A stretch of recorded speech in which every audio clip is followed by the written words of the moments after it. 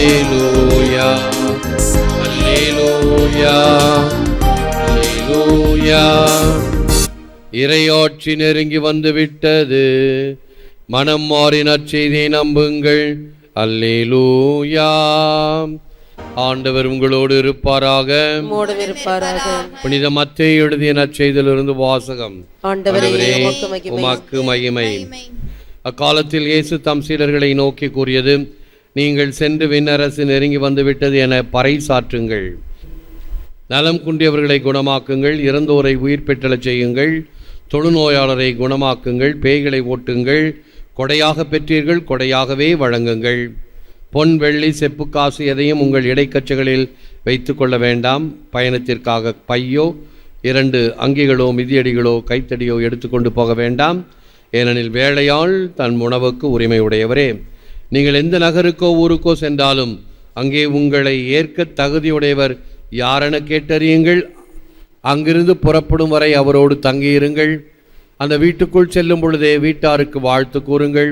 வீட்டார் தகுதியுள்ளவராயிருந்தால் நீங்கள் வாழ்த்து கூறிய அமைதி அவர்கள் மேல் தங்கட்டும். அவர்கள் தகுதியற்றவர்களாயிருந்தால் அது உங்களிடமே திரும்பி வரட்டும். உங்களை எவராவது ஏற்றுக்கொள்ளாமலோ நீங்கள் அறிவித்தவற்றுக்கு செவி சாய்க்காமலோ இருந்தால் அவரது வீட்டை அல்லது நகரை விட்டு வெளியேறும் பொழுது உங்கள் கால்களில் படிந்துள்ள தூசியை உதறிவிடுங்கள். தீர்ப்பு நாளில் சொதோம் கொமோரா பகுதிகளுக்கு கிடைக்கும் தண்டனையை விட அந்நகருக்கு கிடைக்கும் தண்டனை கடினமாகவே இருக்கும் என நான் உறுதியாக உங்களுக்கு சொல்லுகிறேன் என்றார். இது கிறிஸ்து வழங்கும் வாழ்வு தரும் நற்செய்தி. கிறிஸ்துவே உமக்கு புகழ். You receive without charge and give without charge. கொடையாக பெற்றீர்கள், கொடையாகவே வழங்குங்கள். இயேசுவில் அன்பார்ந்த சகோதர சகோதரிகளே, அன்பார்ந்த தொலைக்காட்சி நேய விசுவாசிகளே, I realize how much my life I owe to others and how earnestly I must exert myself to give in return as much as I have received. Albert Einstein. என் வாழ்வு பிறருக்கு மிக கடப்பாடு உடையதென உணர்கிறேன். நான் பெற்றதை திருப்பிக் கொடுக்க முனைப்புடன் வலிந்து செயலாற்ற வேண்டும். No man is an island என்று சொல்லப்படும். எந்த மனிதனும் ஒரு தனி தீவு அல்ல. நாம் தனியாக வாழ முடியாது. ஒரு குடும்பமாக, ஒரு சமூகமாக வாழ்ந்து கொண்டிருக்கிறோம். ஆகவே நான் பிறருக்கு தேவை, பிறர் எனக்கு தேவை. அத்தகைய ஒரு மனப்பான்மையுடன் வாழ்ந்தால்தான் அது இறையரசு. ஒரு கதை சொல்லப்படுவதை கேட்டிருப்பீர்கள். நரகத்துக்கும் மோட்சத்துக்கும் என்ன வித்தியாசம்? நரகத்தில் போய் பார்த்தா மக்களுக்கு முன்னால் உணவு இருக்கிறது. ஆனால் எல்லோரும் கரண்டியில் தான் சாப்பிடணும். அந்த கரண்டி அதனுடைய காம்பு மிக நீட்டமாக இருக்கும். ஆகவே அதை எடுத்தால் அவன் வாயில் வச்சு சாப்பிட முடியாது. எடுத்து முயற்சி பண்ணுவான், அது கீழே விழும். யாரும் சாப்பிட முடியாத ஒரு நிலை. மோட்சத்துக்கு வந்து பார்த்தா அதே நிலைதான். ஆனால் அங்கு என்ன நடக்கிறது? இந்த உணவை எடுத்து ஒருவர் மற்றவருக்கு ஊட்ட, அவர் இவருக்கு ஊட்ட எல்லோரும் பகிர்ந்து கொள்கிறார்கள். அதுதான் மோட்சம். பிறருக்கு பகிர்ந்து கொள்ளும் பொழுது தன் நிறைவு தீருகிறது. ஆனால் நரகத்திலே தன் நிறைவு நீர வேண்டும் என்று முயற்சி எவ்வளவு செய்தாலும் அது நடக்கவில்லை. ஆகவே இந்த பாடம்தான் இந்த வாழ்க்கையிலும் நமக்கு தேவை. ஆகவே நமக்கு சொல்லப்படுகின்ற பழமொழிகள் பாருங்கள். ஊரான் பிள்ளையை ஊட்டி வளர்த்தால் தன் பிள்ளை தானாக வளரும். ஆகவே எந்த காரியம் பிறருக்கு செய்தாலும் அது நமக்கு பலன் தரும், புண்ணியம். ஆண்டவர் இயேசுவுடைய வார்த்தைகள், ஒரு கிண்ணம் தண்ணீர் கொடுத்தால் கூட அதனுடைய பலனை நீங்கள் பெறுவீர்கள். There is no substitute for a human being up there bleeding. உயர்த்தப்பட்டு ரத்தம் வடியும் ஒரு மனிதனுக்கு ஈடு எதுவும் இல்லை. இந்த சிக்ஸ்டைன் பேராலயத்தில், அதாவது வத்திக்கான் ஆலயத்துக்கு அருகில் இருக்கக்கூடிய ஒரு சிறப்பு ஆலயம், அதில்தான் போப்பானவர் சிறப்பு திருப்பலிகளை ஒப்பு கொடுப்பார். போப்பானவருடைய தேர்வு அந்த ஆலயத்தில் தான் நடைபெறுகிறது. இப்படி சிறப்பு வாய்ந்தது. அந்த ஆலயத்தினுடைய மேற்கூரையெல்லாம் மைக்கேல் ஆஞ்சலோ வரைந்த ஓவியங்கள். இங்கேருந்து பார்த்தா சரியாக ஆள் உயரத்துக்கு இருக்கும். இங்கேருந்து பார்க்கும்போது ஆள் உயரத்துக்கு தெரியணும்னா அது 3 மடங்கு பெரிதாக வரைந்திருந்தால்தான் இங்கிருந்து பார்க்கும்போது அந்த மாதிரி தெரியும். அப்படி கணக்கிட்டு எழுதப்பட்ட வரையப்பட்ட ஓவியங்கள். அந்த ஆலயத்தில் ஒரு இடத்துல ஒரு சிலுவை, ஆண்டவர் இயேசு கிறிஸ்துவின் பாடுகளை வெளிக்காட்டுகின்ற ஒரு தத்ரூபமான ஒரு சிலுவை ஓவியம். அதை பார்த்த உடனே நமக்கு கண்ணெல்லாம் கண்ணீர் மல்கும். அப்படி உணர்வுகளை வாங்கக்கூடிய, இதயத்தை கசக்கி பிழியக்கூடிய வகையில் அந்த ஓவியம் வரையப்பட்டிருக்கிறது. அதன் அடியில் எழுதப்பட்டிருக்கிற வார்த்தைகள் அது சிந்தனைக்குரியது. இதை உலகம் மறந்து விடுகிறது, இதை உலகம் நினைப்பதில்லை. நம்ம கூட அப்படித்தானே சிலுவையை வீட்டில் ஏற்றுக்கொள்வது கிடையாது. மூட நம்பிக்கை தான் அதிகமாக நம்மை தாக்கி நம்மை ஆண்டு கொண்டு இருக்கிறது. சிலுவையை வீட்டில் வச்சா நமக்கு துன்பம் வரும், கஷ்டம் வரும். ஆகவே அது நம்ம வீட்டில் இருக்கக்கூடாது, அது கோயில்லையும் மடத்துலையும் சாமியார் வீட்லேயும் தான் இருக்கணும், நம்ம வீட்டில் இருக்கக்கூடாது என்ற மூட நம்பிக்கை தானே இன்னும் அநேக கத்தோலிக்கர்களுடைய எண்ணத்தில் வீட்டில் இருக்கக்கூடியது. நம்முடைய ஸ்டாலில் சிலுவை சின்னம் போட்ட கீ செயின் இருந்தது. ஒரு பிள்ளை ஆசையாக வாங்கிடுச்சு. உடனே அவங்க அப்பா அவனை கூட்டிகிட்டு வந்து, இதெல்லாம் விற்கக்கூடாது, பிள்ளைங்களுக்கு தெரியாதா, கொடுத்துருக்குறீங்க நீங்கள், வேற கொடுங்க அப்படின்னு மாதா படம் போட்ட ஒரு கீ செயினை வாங்கிட்டு போகிறார். என்ன மூட நம்பிக்கை! இன்னுமா நமக்கு தெரியவில்லை சிலுவை வாழ்வின் சின்னம், சிலுவை தான் நமக்கு எல்லாம் என்று தெரிந்திருந்தும் கடைசியில் பாருங்கள், அப்ளிகேஷன் வாழ்க்கையினுடைய நடைமுறைக்கு வரும்போது சிலுவை எனக்கு வேண்டாம். உயர்த்தப்பட்டு ரத்தம் வடியும் ஒரு மனிதனுக்கு ஈடு எதுவும் இல்லை. Joseph's brothers tried to destroy him, but at the end they ended up doing just the opposite. The stone which the builders rejected has become the cornerstone. யோசேப்பின் சகோதரர்கள் அவரை அழித்துவிட முயன்றனர், ஆனால் இறுதியில் அதற்கு மாறானதை செய்தார்கள். கட்டுவோர் விளக்கிய கல்லே மூளைக்கல்லாய் அமைந்தது. கடவுளுடைய திட்டம் எப்பொழுதும் அப்படித்தான். உதாசீனப்படுத்தப்படுவது நிச்சயமாக மூளைக்கல்லாக அமையும். இயேசுவே உதாசீனப்படுத்தப்பட்டார், அன்றும் சரி இன்றும் சரி. இன்னைக்கு அப்படித்தானே இருக்கிறார் இயேசு. ஆனால் நமக்கு இயேசுக்கு எல்லா விதமான மகிமை பிரதாபம் எல்லாம் செய்வோம், விழா கொண்டாடுவோம், பட்டாசு வெடிப்போம், வெடி வெடிப்போம். ஆனால் வீட்டில் இயேசுவினுடைய பாடுகள் சிலுவை எனக்கு வேண்டாம். அது ராயப்பரை போல தானே, ஆண்டவரே இது உமக்கு வேண்டாம், இந்த கஷ்டம் உனக்கு வேண்டாம், வேறு ஏதாவது மாற்று வழி இருக்கிறதா, குறுக்கு வழி இருக்கிறதா, போ அப்பாலே சாத்தானே. இது உன்னுடைய எண்ணங்கள், இது கடவுளுடைய எண்ணங்கள் அல்ல.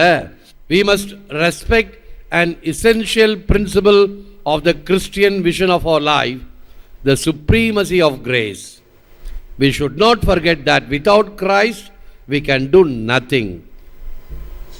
நம் வாழ்வில் கிறிஸ்துவ கண்ணோட்டம் கொண்ட உன்னத தத்துவத்தை மதிக்க அருளின் மேலாண்மை என்ற நோக்கம் வேண்டும்.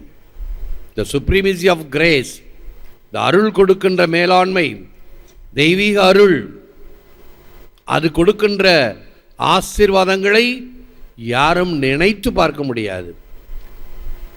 கடவுளுடைய அருள் கொடுக்கின்ற பல வகையான ஆசீர்வாதங்கள் யாரும் எப்பொழுதும் தடுத்து நிறுத்த முடியாது. அதை உணர்தல் வேண்டும். இவன் அவன் ஆனது அவன் அருளால் அன்றி இவன் அவன் ஆகான் என்று உந்துதி பர, என்றும் இவனே என்று உந்துதி பர. திருவுந்தியார் என்பவருடைய தமிழ் பாடல். எல்லாம் இறைவன் மையம், இறைவன் மயம். அது எல்லா மதத்திலும் இருக்கக்கூடிய ஒரு ஆழ்ந்த தத்துவம், கிறிஸ்டோசென்ட்ரிக். எல்லாம் கிறிஸ்துவை மையமாக கொண்ட உலகம், கிறிஸ்துவை மையமாக கொண்ட தியாலஜி, நம்முடைய இறையியல், கிறிஸ்துவை மையமாக கொண்ட நம்முடைய திருவழிபாடு, லிட்டர்ஜி. ஆகவேதான் கிறிஸ்து மையமாக இருக்க வேண்டும். புனிதர்கள் எல்லாம் அடுத்து செகண்டரி, பிரைமரி ஆண்டவர் இயேசு கிறிஸ்து. அந்த புதுசில் என் மேலே ஒருத்தருக்கு மனஸ்தாபம். என்ன மனஸ்தாபம்? இந்த பீடத்தை சுற்றி தான் பிரகாசமாக லைட்டு போட்டிருக்கிறீங்க, மாதாவுக்கு லைட்டு போடலை. என்ன தியாலஜி பார்த்தீங்களா? அப்படி சொன்னால் கூட பரவாயில்ல. இன்னொன்று ஒரு குத்துவார், உங்கள் மூஞ்சி தெரியறதுக்காக டிவிக்காக இவ்வளோ லைட் போட்டிருக்கிறீங்க. ரெண்டாவது குற்றச்சாட்டு, மாதாவுக்கு லைட் போடலை. எங்கே இருக்கிறது ஞானம்? எங்கே முக்கியம்? ஆண்டவருக்கு கொடுக்கப்பட வேண்டும். ஆகவே கிறிஸ்து மையம். இதை இந்து சகோதரர்கள் என்ன சொல்லுவார்கள்? காணும் இடமெல்லாம் உன் கரிய நிறம் தெரியுதடா நந்தலாலா, எல்லா இடத்திலும் உன்னை நான் பார்க்கிறேன் என்று அவர்களுடைய சித்தாந்தம். நமக்கும் அது வேண்டும். எல்லா இடத்திலும் கிறிஸ்து மையமாக இருக்க வேண்டும். உங்கள் வீடுகளிலே குத்து விளக்கை நீங்கள் பயன்படுத்துவதாக இருந்தால், கோயிலில் நம்ம பயன்படுத்துகிறோம் பாருங்க, சிலுவை இருக்க வேண்டும். அப்படி என்றால் சிலுவைக்கு நான் அஞ்சலி செய்கிறேன் என்று அர்த்தம். உனக்கு கிறிஸ்து தானே மையம். தெளிவாக துணிவாக இருத்தல் வேண்டும். சரி, பரவாயில்லை, அட்ஜஸ்ட்மெண்ட், நோ காம்ப்ரமைஸ். நானும் எத்தனையோ பூமி பூஜை, அந்த கிரக பிரவேசம் இப்படி எல்லாம் செஞ்சுருக்கிறேன். ஆற்றுல ஒரு கால், சேத்துல ஒரு கால். ஃபாதரையும் கூப்பிட்டு மந்திச்சுக்குவாங்க. அப்படி கோமாதாவும் உள்ளே போவாங்க. மாடு முன்னாடி போய் வீட்டில் சாணி போட்டால் தான் நல்ல சகுனம். என்ன மக்கள்! அப்புறம் என்னத்துக்கு ஃபாதரை கூப்பிட்டு மந்திரிக்கணும்? ஆகவே கொஞ்சம் எச்சரிக்கையாக இருப்பாங்க. ஐயோ ஃபாதர் வர்றாரு, இதெல்லாம் ஃபாதருக்கு பிடிக்காது. ஃபாதருக்கு பிடிக்காதுன்னு இல்லை, உன்னுடைய விசுவாசத்தினுடைய ஆழம் சரியில்லை, அர்த்தமில்லை என்று அர்த்தம். ஒரு வீடு வந்திருக்க போகிறேன், ஒரு பங்கில் நேராக வீட்டுக்கு முன்னாடி நிற்கிறேன். உள்ள ஐயர் வேதம் ஒதுக்கிட்டு இருக்காரு, கல்லெல்லாம் போட்டு பூஜை வச்சுட்டு இருக்கிறார். வெரி குட், செய்யுங்க, நான் பிறகு வரேன், இன்னொரு நாள் கூப்பிடுங்க, இருதய படம் ஸ்தாபம் பண்ணுறேன். இப்போ அவருடைய ஜெபத்தை ஓதிட்டு போகட்டும், பிறகு நான் பார்க்குறேன். இது வல்ல ஆற்றில் ஒரு கால், சேற்றில் ஒரு கால் அல்ல. அவை இப்படியும் இந்த பக்கமும் தலை காட்டுகிறது, அந்த பக்கம் தலை காட்டுகிறது இல்லை. அவன் இவன் ஆனது அவன் அருளால் அன்றி இவன் அவன் ஆகான் என்று உந்தி பர, என்றும் இவனே, இவர்தான் எனக்கு எல்லாம். தமிழ் பாடலும் சொல்லுகிறது. அது யாராக இருந்தாலும் சரி, யாரை உன் மனதில் கொழு ஏற்றிருக்கிறாயோ அவருக்குத்தான் முதலிடமும் முக்கியத்துவம் கொடுக்க வேண்டுமே தவிர நீயும் கொஞ்சம் இருந்துக்க, நீயும் கொஞ்சம் இருந்துக்க இல்லை. Who has truly found Christ cannot keep him only for himself, he has to announce him. மறுபடியும் செயின்ட் ஜான் பால், கிறிஸ்துவை உண்மையில் கண்டு கொண்டவர் அவரை தனக்கு மட்டும் வைத்துக் கொள்ள இயலாது, அவரை பிறருக்கும் அறிவிக்க வேண்டும். கிறிஸ்துவை பிறருக்கும் அறிவிக்க வேண்டும். அதுதான் நற்செய்தியினுடைய தன்மை. யாம் பெற்ற இன்பம் பெருகைய வையகம், யாம் பெற்ற இந்த நற்செய்தியை, இந்த விசுவாச ஒளியை பிறருக்கும் நான் கொடுக்க வேண்டும். ஒரு உதாரணம் ஒன்று சொல்லியிருப்பேன் என்னுடைய மறையுரைகளில். பாம்பேக்கு அருகில் வாசை என்ற ஒரு மேற்றாசனம் உண்டு. அதனுடைய பிஷப் மோன்சிங்கர் தாமஸ் பாப்ரே என்று அவருக்கு பெயர். எங்களுக்கு தியானம் கொடுக்க வந்தார், குருக்களுக்கு தியானம். அப்பொழுது அவர் சொன்ன ஒரு நிகழ்ச்சி, ஒரு அனுபவம். அங்கு இருக்கக்கூடிய எல்லா விதமான மத தலைவர்களும் ஒன்று சேர்ந்து ஒரு கூட்டம். அதில் ஆர்எஸ்எஸ் இருக்கிறாங்க, பஜ்ரங்கள் இருக்காங்க, இன்னும் பல வகையானவர்கள், கிறிஸ்துவத்துக்கு எதிர்ப்பு சொல்லக்கூடியவர்கள் இருக்கிறார்கள். அவர்கள் கொஞ்சம் லாஜிக்காக பேசினாங்க. என்ன பேசினாங்களாம்? நீங்கள் கிறிஸ்துவங்க நல்ல சமூக சேவை செய்கிறீங்க, பாராட்டுக்கள், வரவேற்கிறேன். கல்வி பணி, மருத்துவ பணி, சோஷியல் ஒர்க்கு இதெல்லாம் செய்கிறீங்க, எல்லாம் சரிதான். ஆனால் கிறிஸ்துவை மட்டும் நீங்கள் உபயோகிக்கக்கூடாது, பயன்படுத்தக்கூடாது, முன்னிறுத்தக்கூடாது, கிறிஸ்துவை பற்றி போதிக்கக்கூடாது என்று. அப்பொழுது இந்த ஆயர் சொன்னார், நான் சொன்னேன், நாங்கள் யாரையும் எப்பொழுதும் கட்டாயப்படுத்தி மதம் மாற்றம் செய்வது கிடையாது, செய்யவும் கூடாது. தானாக மனம் மாற வேண்டும். நாங்கள் நல்லதை கொடுக்கிறோம், நல்லது வேணுமா எடுத்துக்கொள். பிள்ளைங்களுக்கு சாக்லேட் கொடுத்து பாருங்கள், சாதாரண மிட்டாயி, ஆரஞ்சு, அந்த காலத்தில் ஆரஞ்சு பழ மிட்டாயின்னு சொல்லுவாங்க, சாதாரண ஒரு 50 பைசா சாக்லேட்டு, 1 ரூபா சாக்லேட்டு, 5 ரூபா சாக்லேட்டு, 10 ரூபா சாக்லேட்டு, இப்படி விதவிதமாக சாக்லேட்டு, நல்ல ஒரு ஃபாரின் ஃப்ரெஞ்சு சாக்லேட்டு ஒன்றை வச்சு கொடுத்தா பிள்ளைங்க எதை எடுக்கும்? அந்த ஆரஞ்சு பழ மிட்டாயை எடுக்கும். நல்ல பெருசாக அழகாக இருக்குதே ஃப்ரெஞ்சு சாக்லேட், சூப்பராக இருக்கும், அது சாப்பிட்டு பார்த்தவங்களுக்கு தெரியும் எனக்கு இதுதான் வேணும் அப்படின்னு எடுக்க மாட்டாங்களா? அப்படி சாய்ஸ் இஸ் யுவர்ஸ், எது வேண்டும் எடுத்துக்கொள். ஆகவே அந்த விருப்பத்தை தான் கொடுக்கிறோமே தவிர எங்களுக்குள் மிக சிறந்தது எங்கள் ஆண்டவராகிய இயேசு கிறிஸ்து, அதை கொடுக்கத்தான் நாங்கள் இருக்கிறோம். கல்வி பணியோ, மருத்துவ பணியோ, சமூக பணியோ செய்வதற்கு 1000 பேர் இருக்கலாம், கிறிஸ்துவை கொடுப்பதற்கு நாங்கள் தான் இருக்கிறோம் என்று நம்முடைய பள்ளிக்கூடங்கள் பறைசாற்ற முடியுமா? 7ஆம் கிளாஸ் படிக்கிறான் பையன், முருங்கப்பாக்கம் பையன், நேற்று மதர் தெரேசா ஸ்கூல்லேருந்து வந்து அப்பாவே வந்தார் காலையில். பையனுக்கு கன்செஷனுக்கு பங்கு தந்தையினுடைய கடிதம் வேண்டும். பையன் நல்லா இருக்கிறான், வாட்ட சாட்டமாக இருக்கிறான். தம்பி எத்தனாவது படிக்கிற? 7ஆவது படிக்கிறேன். பொது நன்மை வாங்கிட்டியா? இல்லை. உறுதி பூசல் வாங்கிட்டியா? இல்லை. கல்யாணம் பண்ணிட்டியா? சிரிக்கிறான். அப்பாவை பார்க்குறேன், 7ஆவது படிக்கிறான், நம்ம ஸ்கூலில் படிக்கிறான், இன்னும் புது நன்மை வாங்கலை, 5ஆம் வகுப்புலேயே புது நன்மை வாங்கணும்னு சொல்லி தலைப்பாடாக அடிச்சுக்கிட்டு இருக்கிற நீ கன்செஷனுக்காக பங்கு சாமியாரை வந்திருக்கிற. எங்கே உங்கள் பையனை விசுவாச பிரமாணம் சொல்ல பார்ப்போம், மேலே எங்களையும் பாரு. ஏதோ யூகேஜி படிக்கிற பிள்ளை, இங்கே வாமா விசுவாச பிரமாணம் சொல்லுமா, கையை கூப்பி அழகாக சொல்லிச்சு. ஆடு பார்க்குறான், பையனும் பார்க்குறான், அப்பனும் பார்க்குறான். யூகேஜி படிக்கிற பிள்ளை சொல்லுது, 7ஆம் கிளாஸ் படிக்கிற பிள்ளை. இது யார் மேலே தப்புப்பா? இந்த பையன் மேலே தப்பா, ஓ மேலே தப்பாப்பா? அப்படியே குடும்ப புத்தகத்தை திருப்பி பார்க்குறேன். போன வருஷமும் இதே போல் வந்து அவர் வந்து கன்செஷன் லெட்டர் வாங்கிட்டு போயிருக்கிறார். இப்போ தெரியுதா என்னத்துக்கு நான் இவ்வளோ கடினமாக இருக்கிறேன்னு? எனக்கு நடக்க வேண்டியது நடக்கட்டும், ஆனால் தேவ காரியங்களா அது கிடக்கட்டும். உலக காரியமா ரெடி, ஆன்மீக காரியமா அது கிடக்கட்டும். நன்றாக சிந்திக்க வேண்டிய உண்மைகள். முழந்தாள் இருப்போம், ஜெபிப்போம். Lord, we asked you for a star and you gave us the Milky Way. We asked you for a ray of light and you gave us the sun. Help us always to be generous to you for what you are to us. தேவனே, நாங்கள் ஒரு நட்சத்திரம் கேட்க நீர் பறந்ததொரு வான்வெளி மண்டலம் தந்தீர். நாங்கள் ஒரு ஒளிக்கற்றையை கேட்க நீர் உலகெல்லாம் ஒளி தரும் சூரியன் தந்தீர். நீர் எங்களுக்காக இருக்கின்ற எல்லா கிருபைக்காகவும் உமக்கு கோடான கோடி நன்றி இறைவா. ஏற்று வரமருளும் இறைவா, காக்கும் கரங்களினால். ஆமென், ஆமென்.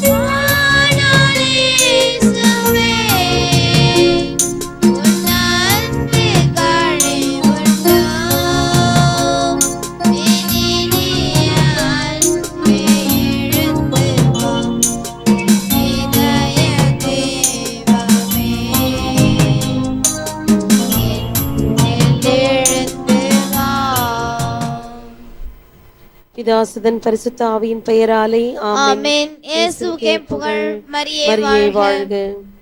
அன்பர்களே, ஒவ்வொரு வீடியோவின் கீழும் மறையுரை விளக்கங்கள் உள்ளன. படித்து பயன்பெறுங்கள். நன்றி. வணக்கம்.